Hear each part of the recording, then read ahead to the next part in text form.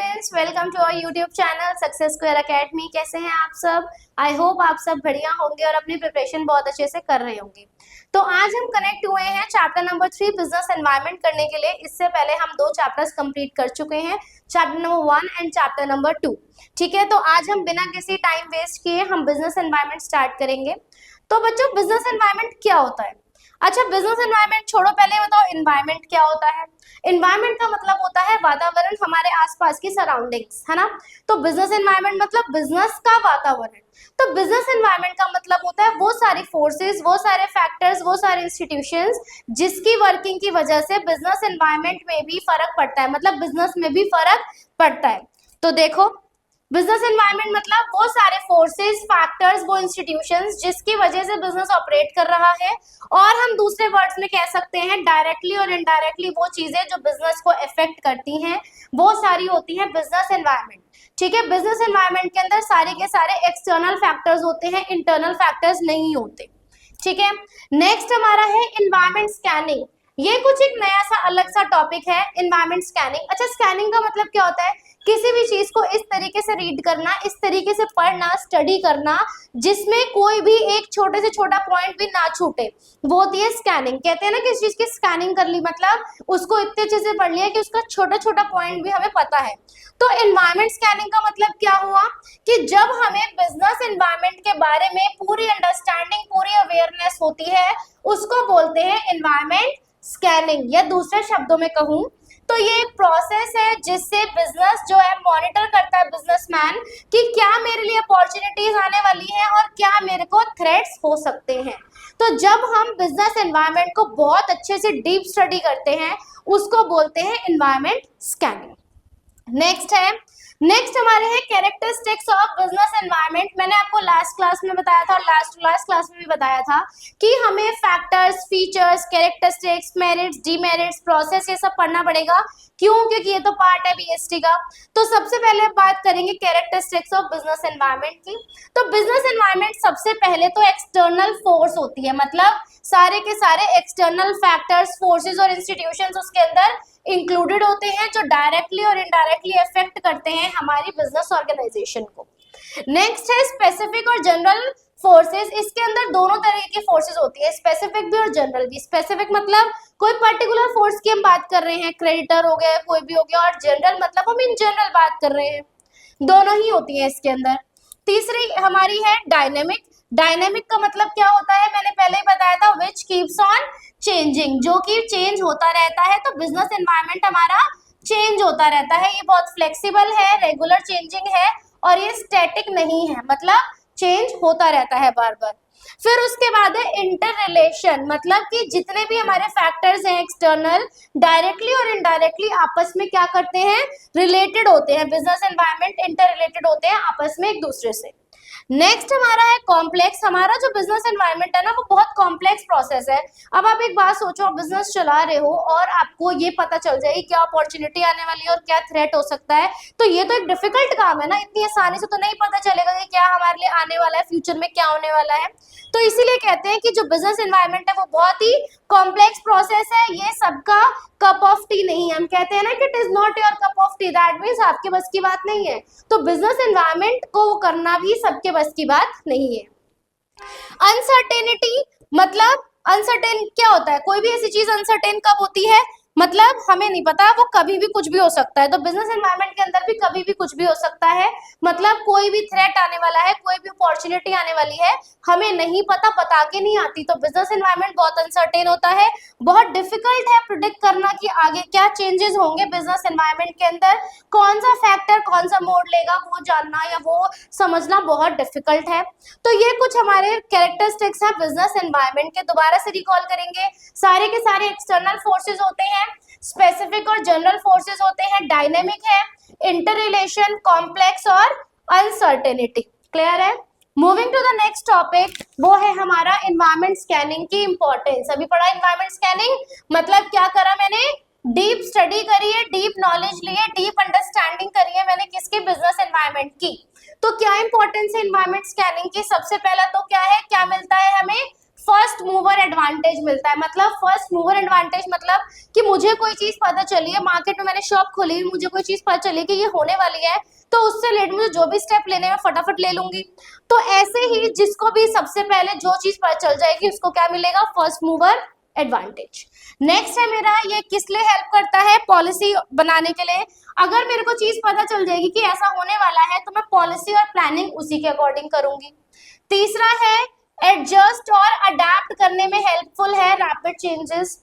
चौथा है हमें रिसोर्सेज कहाँ से इजीली अवेलेबल होंगे, कहाँ से हम क्या कर सकते हैं रिसोर्सेज का, तो वो कौन बताएगा, इन्वायरमेंट, बिजनेस एनवायरनमेंट।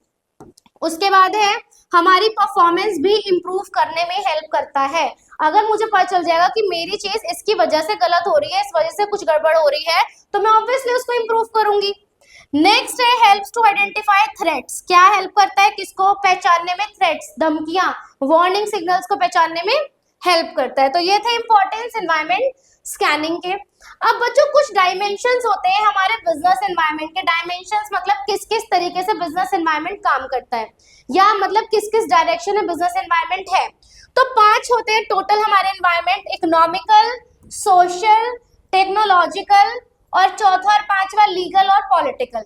तो सबसे पहले बात करेंगे इकोनॉमिकल एनवायरनमेंट की। इकोनॉमिकल एनवायरनमेंट के अंदर जो भी चीजें इकोनॉमिक्स से रिलेटेड होती हैं और जिसकी वजह से चेंज आने से हमारी फर्म पे इफेक्ट पड़ेगा, उसको बोलते हैं इकोनॉमिकल एनवायरनमेंट। जैसे कि जीडीपी, पर कैपिटा इनकम और फिस्कल पॉलिसी एक्सेट्रा। इन चीजों में अगर बदलाव आएगा तो हम कहेंगे कि हमारे बिजनेस में कौन सी चीज पे इफेक्ट पड़ा है, इकोनॉमिकल एनवायरनमेंट पे। कुछ ये सारी चीजें हैं जो चेंजेस होंगे, मतलब अगर इसके अंदर चेंजेस आएंगे तो हम कहेंगे इकोनॉमिकल एनवायरनमेंट चेंज हुआ है। क्या है वो चीजें, role of public and private sector, balance of payment, money supply in the economy या फिर rate of growth of GDP. Next है सोशल एनवायरनमेंट।